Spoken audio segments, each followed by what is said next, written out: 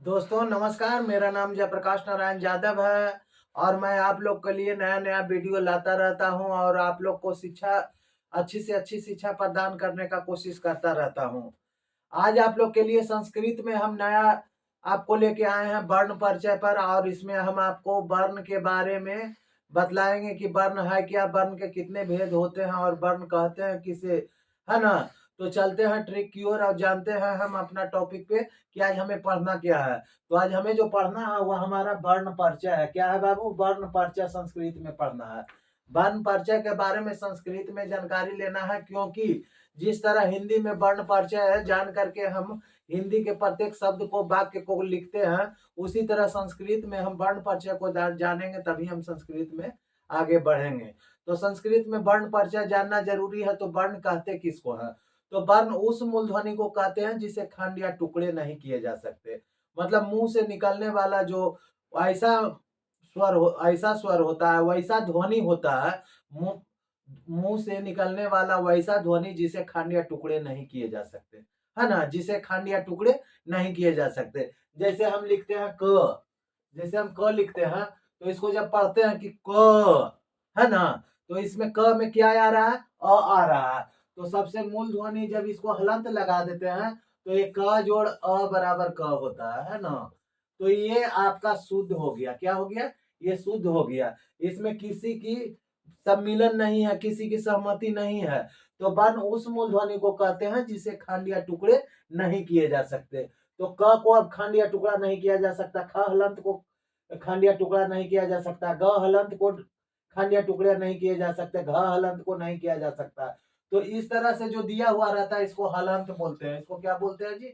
हलंत बोलते हैं। इसको याद कर लीजिएगा। इस तरह से आपको संस्कृत में हलंत का बहुत बड़ा महत्व है ना। संस्कृत में हलंत का बहुत बड़ा महत्व है और हलंत को हमेशा जानिएगा। तो वर्ण उस मूल ध्वनि, इसमें लिखा हुआ है कि वर्ण उस मूल ध्वनि को कहते हैं, वर्ण उस मूल ध्वनि को कहते हैं जिसके खंड या टुकड़े नहीं किए जा सकते। या कह सकते हैं इसको दूसरी भाषा में कि किसी भी भाषा की सबसे छोटी ध्वनि वर्ण कहलाती है। किसी भी भाषा की सबसे छोटी ध्वनि क्या कहलाती है? वर्ण कहलाती है ना। जैसे क हलंत, ख हलंत, ग हलंत, घ हलंत, च हलंत, छ हलंत, ज हलंत, झ हलंत, ट हलंत इत्यादि, है ना। आप जानते हैं कि संस्कृत में मुख्यतः वर्ण कितने प्रकार के होते हैं? संस्कृत में मुख्यतः वर्ण कितने प्रकार के होते हैं? तो संस्कृत में मुख्यतः दो प्रकार के होते हैं। संस्कृत में मुख्यतः कितने प्रकार के वर्ण होते हैं? दो प्रकार के होते हैं। कौन कौन? स्वर वर्ण और व्यंजन वर्ण। तो स्वर वर्ण और दूसरा क्या हो गया? व्यंजन वर्ण। वर्ण किसे कहते हैं? वर्ण उस मूलध्वनि को कहते हैं जिसे खंड या टुकड़े नहीं किए जा सकते। वर्ण के कितने भेद हैं? तो वर्ण के दो भेद हैं। कौन कौन है? स्वर वर्ण और व्यंजन वर्ण। अब आप ये तो जान गए कि वर्ण के दो बेटे हैं, स्वर वर्ण और व्यंजन वर्ण। अब स्वर वर्ण कहते किसको हैं और व्यंजन वर्ण किसे कहते हैं? तो स्वर वर्ण उस मूलध्वनि को कहते हैं, स्वर वर्ण उस मूलध्वनि को कहते हैं जिसके उच्चारण में दूसरे वर्ण की मदद न लिया जाए, है ना। स्वर्ण उस मूलध्वनि को कहते हैं जिसके उच्चारण में दूसरे वर्ण की मदद न लिया जाए। जिस वर्ण के उच्चारण में दूसरे की सहायता न ली जाती है, जिसमें किसी की मदद न ली जाती है, वह स्वयं सब कुछ करता धरता, सब कुछ स्वयं होता है, वह किसी की मदद लेने लायक नहीं रहता है, वह सर्वगुण संपन्न रहता है, वह क्या कहलाता है? स्वर कहलाता है। और व्यंजन किसको कहते हैं? तो व्यंजन उस मूलध्वनि को कहते हैं जिसके दूसरे दूसरे वर्ण की मदद मिलता हो, या दूसरे वर्ण के मदद के बिना वह बोला न जा सके, या हर हाल में उसे दूसरे की मदद लेना पड़े, उसे क्या कहते हैं? उसे आपको व्यंजन कहते हैं ना। तो अब इसमें देखिए क्या कहा जाता है कि स्वर वर्ण को संस्कृत में आच वर्ण कहते हैं। स्वर वर्ण को संस्कृत में क्या बोलते हैं? आच वर्ण कहते हैं। तो जिस वर्ण के उच्चारण में दूसरे वर्ण की मदद न ली जाए, जिस वर्ण की उच्चारण में दूसरे वर्ण की मदद न ली जाए, वह स्वर वर्ण कहलाता है। क्या कहलाता है जी? स्वर वर्ण कहलाता है। और व्यंजन वर्ण, व्यंजन वर्ण जिस वर्ण के उच्चारण में दूसरे वर्ण की मदद न ली जाए उसे स्वर वर्ण कहते हैं, है ना। और व्यंजन वर्ण की परिभाषा यहाँ नहीं लिखा हुआ है, आप लिख लीजिए व्यंजन वर्ण किसे कहते हैं। तो व्यंजन वर्ण उस वर्ण को कहते हैं जिसके उच्चारण में दूसरे वर्ण की मदद ली जाए, है ना। व्यंजन वर्ण उस वर्ण को कहते हैं जिसके उच्चारण में दूसरे वर्ण की मदद ली जाए, उसे क्या कहते हैं, व्यंजन वर्ण कहते हैं। तो व्यंजन वर्ण की परिभाषा हम यहाँ लिख देते हैं, आप लोग नोट कर लीजिएगा, है ना।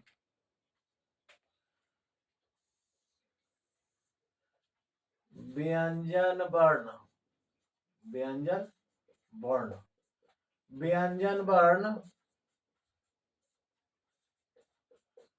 व्यंजन वर्ण जिस वर्ण के उच्चारण में दूसरे, यहां लिखिए, जिस वर्ण के उच्चारण में, जिस वर्ण के उच्चारण में, जिस वर्ण के उच्चारण में दूसरे वर्ण की मदद, दूसरे वर्ण की मदद क्या ली जा सके, क्या की जा सके, ली जा सके, वह क्या कहलाता है, व्यंजन वर्ण कहलाता है। वह क्या कहलाता है जी, व्यंजन वर्ण कहलाता है, कहलाता है। यहाँ व्यंजन वर्ण का हमने परिभाषा लिख दिया कि व्यंजन वर्ण जिस वर्ण के उच्चारण में दूसरे वर्ण की मदद ली जाए, जिस वर्ण के उच्चारण में दूसरे वर्ण की मदद ली जा सके, उसे क्या कहते हैं, व्यंजन वर्ण कहते हैं। तो स्वर वर्ण उस वर्ण को कहते हैं जो दूसरे वर्ण की मदद न ले, और व्यंजन वर्ण उस वर्ण को कहते हैं जो दूसरे वर्ण की मदद ले, उसको दूसरे वर्ण की सहायता है, वो दूसरे वर्ण के बिना क्या है, अधूरा है, वह दूसरे वर्ण को के बिना नहीं चल सकता, है ना। तो जो दूसरे की सहायता से चले उसे व्यंजन वर्ण कहते हैं, और जो किसी की सहायता से न चले उसको स्वर वर्ण कहते हैं। इस तरह से आपने जान लिया कि स्वर वर्ण में दूसरे वर्ण की मदद की जरूरत नहीं पड़ती है, और व्यंजन वर्ण में दूसरे वर्ण की मदद की जरूरत पड़ती है। अगर आपसे पूछ दे कि स्वर वर्ण कितना है, तो स्वर वर्ण संस्कृत में मुख्यतः 13 है, संस्कृत में मुख्यतः कितना है, 13 है। और व्यंजन में कितने हैं जी, तो व्यंजन में मुख्यतः 33 है। संस्कृत में व्यंजन मुख्यतः कितने हैं, 33 है। अगर आपसे पूछ दे कि संस्कृत में स्वर वर्ण 13 है तो कौन कौन है, तो आप लोग क्या बोलिएगा, अ, आ, हर्षई, दीर्घई, हर्षाऊ, दीर्घऊ, री, री, लिरी, ए, ओ, औ, अन, ओ, औ तक है। अनुस्वार और विसर्ग अलग से है, ये अयोगवाह कहलाता है ना। अनुस्वार और विसर्ग क्या, अयोगवाह कहलाता है। तो यहाँ आपका संस्कृत में जो आपका स्वर वर्ण कितने हो गए, 13 हो गए, और अयोगवाह मुख्यतः 2 इधर हैं जो अनुसार और विसर्ग हैं, और मिश्र व्यंजन 4 आ जाते हैं जो अक्ष, त्र, ज्ञ, स्र है ना। तो संस्कृत में जो आपको 13 वर्ण हो गया, अ, आ, हर्षई, दीर्घई, हर्षऊ, दीर्घऊ, री, रिली, लिरी, ए, ओ, हो गया, है ना। अब ये स्वर तो आप जान गए कि 13 है, और कौन कौन है उसको उसके बारे में भी जान गए। अब संस्कृत में व्यंजन में चले, स्वर के बाद क्या आता है, व्यंजन आता है। तो संस्कृत में व्यंजन 33 जो हो गए वो कौन कौन है पहले देखिए। तो 33 में कुवर्ग आ गया, चुवर्ग आ गया, टुवर्ग आ गया, तुवर्ग आ गया, पवर्ग आ गया। ये 5-5 का खल है, और पपच 25 गो है, और अंतस्थ व्यंजन 4 गो है, और उष्ण व्यंजन 4 गो है। अब कैसे कैसे है जिसके बारे में चलिए जानते हैं। कुवर्ग किसको कहते हैं, कब क ख ग घ अंगा को, इसको हिंदी में कवर्ग भी बोलते हैं। संस्कृत में इसको कुवर्ग बोलते हैं, और हिंदी में क्या बोलते हैं, कवर्ग बोलते हैं। और क वर्ग के मतलब हुआ क ख ग घ अंग, क का पूरा परिवार। क वर्ग का मतलब हुआ क का पूरा परिवार। सबसे जेठ सबसे बड़ जो है क है, और उसी के नाम से वो प्रसिद्ध है। बड़ का नाम ज्यादा चलता है, आपको पता है ना। तो क वर्ग का मतलब हुआ क ख ग घ अंग। कुवर्ग संस्कृत में उसको क्या बोलते हैं, कुवर्ग। क वर्ग को हमेशा याद रखिएगा कुवर्ग बोलते हैं, ख वर्ग को खुवर्ग, ग को गुवर्ग, सॉरी, क को कवर्ग बोलते हैं, च को चवर्ग, च छ ज ज को चवर्ग, ट ठ ड ढ न को टवर्ग, त थ द ध न को तवर्ग, प फ ब भ म को पवर्ग, है ना। ये पपचे कितना हो गया, 25 हो गया। और कवर्ग जो हो गया उसको संस्कृत में कुवर्ग बोलते हैं। चवर्ग जो हो गया उसको संस्कृत में चूवर्ग बोलते हैं। टवर्ग जो हो गया उसको संस्कृत में टूवर्ग बोलते हैं। तवर्ग जो हो गया उसको संस्कृत में तुवर्ग बोलते हैं। और पवर्ग जो हो गया उसको क्या बोलते हैं, पुवर्ग बोलते हैं, है ना। तो कुवर्ग में आपको आ जाएगा उसका 5 परिवार कौन कौन है जी, क ख ग घ अंग। चू वर्ग में आ गया च छ ज झ इया। टू वर्ग में आ गया ट ठ ड ढ न। तू वर्ग में आ गया त थ द ध न। पू वर्ग में आ गया प फ ब भ म। इस तरह से ये 25 व्यंजन हो गए। कितने हो गए पापा जी, 25 व्यंजन। तो यहाँ देखिए क ख ग घ अंग क वर्ग छ छ ज झ इया ट ठ ड न न त थ द न न प फ ब म। इस तरह से ये क्या है, स्पर्श। ये 25 ये कवर्ग चवर्ग टवर्ग तवर्ग पवर्ग कहलाते हैं। पर ये 25 को एक ग्रुप में रखा गया है। 25 को कहाँ रखा गया, एक ग्रुप में। और ये 25 स्पर्श व्यंजन के नाम से जाने जाते हैं। किस व्यंजन के नाम से जाने जाते हैं, स्पर्श व्यंजन के नाम से जाने जाते हैं। और अंतस्थ व्यंजन जो है आपका य र ल व 4 व्यंजन है जो अंतस्थ है। और 4 व्यंजन जो है आपका क्या है, उष्ण है। क्या है, उष्ण व्यंजन है जो तलब्बी से, मूर्धन्य से, दंती से और है। और इसमें इतना हो गया। अयोग वाह में मुख्यतः 2 आ जाते हैं जो जो 4 है। ऐसे अयोग वाह संस्कृत में 4 है। ऐसे आपसे पूछ दे कि अयोग वाह कितने हैं, 4 है।